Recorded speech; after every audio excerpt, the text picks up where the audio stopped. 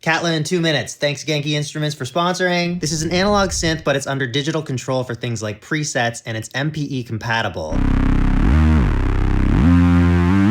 There are 5 voices, and each one has its own sub, and they can be played in different unison modes for layering them and getting super rich sounds.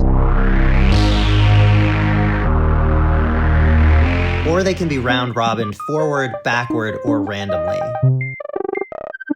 You can save and load 24 presets with these buttons, but if you flip this switch from user to row, then each of these groups of 8 buttons corresponds to its row of parameters. So you could, for instance, just recall your favorite envelope settings. Moving on to effects, you get a beautiful reverb and 4 types of distortion.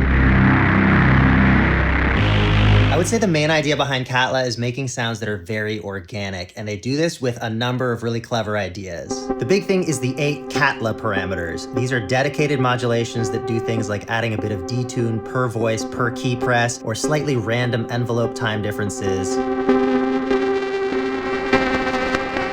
Lots of things for easily breathing life into a sound. Each voice has its own filter and modulation, and though they share controls, there are key tracking knobs that spread their values so that none of them have identical motion.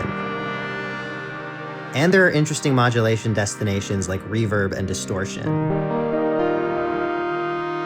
Also, their modulation uses wave folding. So normally if you modulate a parameter past its minimum or maximum value, it gets pinned there until your modulation comes back down into a smaller range. By wave folding the modulation signal, whenever it overshoots the range, it just turns back around. So you continue to get movement, and it also becomes a more complex shape. Also, it doesn't affect the sound, but parts of it are made with lava rock.